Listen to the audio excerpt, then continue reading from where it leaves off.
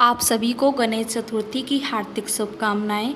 गणेश चतुर्थी का पर्व 31 अगस्त 2022 बुधवार को मनाया जाएगा, यानी कि कल मनाया जाएगा। तो आइए शुरू करते हैं गणेश चतुर्थी की व्रत कथा। एक समय की बात है, भगवान विष्णु का विवाह लक्ष्मी जी के साथ तय हो गया। विवाह की तैयारी होने लगी।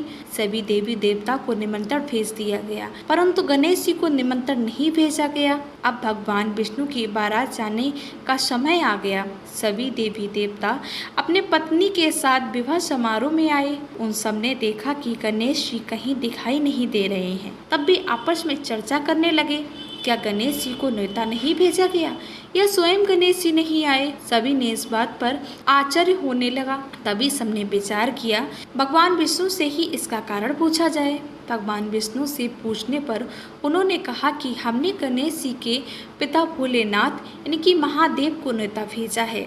यदि गणेश जी अपने पिताजी के साथ आना चाहते हैं तो आ सकते हैं।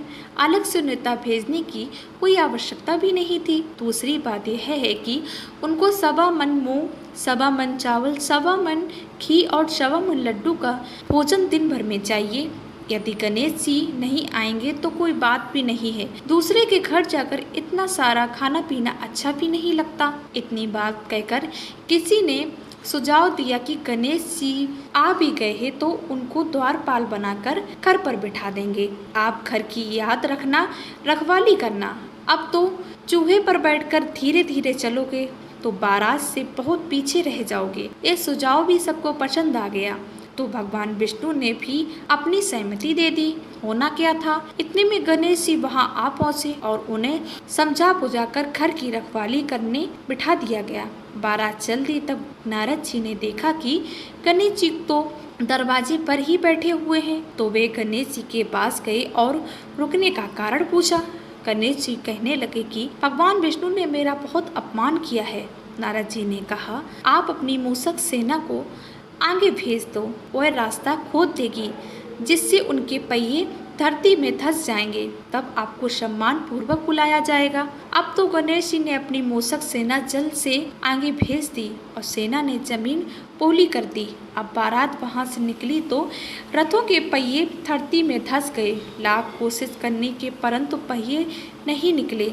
सभी ने अपने अपने उपाय किए, परंतु पहिए तो नहीं निकलने वाले थे, बल्कि जगह जगह से टूट गए थे। किसी की समझ में नहीं आ रहा था कि अब क्या किया जाए। तब नारद जी बोले, आप लोगों ने गणेश जी का बहुत अपमान किया है, अच्छा नहीं किया। यदि आप उन्हें मनाकर लाएंगे तो उनका कार्य सिद्ध हो सकता है और यह संकट भी टल सकता है। भगवान शंकर ने अपने दूत नंदी को भेजा और वे गणेश जी को लेकर आए। गणेश जी आदर सम्मान के साथ पूजन किया गया। तब कहीं रथ के पहिए निकले। तब रथ के पहिए निकल तो गए, परंतु वो जगह जगह से टूट गए थे। उन्हें सुधारे कौन? पास के खेत में खाती काम कर रहा था, उसे बुलाया। खाती अपना कार्य करने से पहले ओम श्री गणेशाय नमः कहकर गणेश की वंदना मन ही मन करने लगा। देखते ही देखते खाती ने सभी पहियों को ठीक कर दिया। तब खाती कहने लगा कि हे देवताओं, आपने सर्वप्रथम गणेश जी को नहीं मनाया होगा और ना ही उनका पूजन ही किया होगा, इसलिए तो आपके साथ यह संकट आया है। अब तो मूर्ख अज्ञानी भी पहले गणेश जी की पूजन करते हैं, उनका ध्यान करते हैं।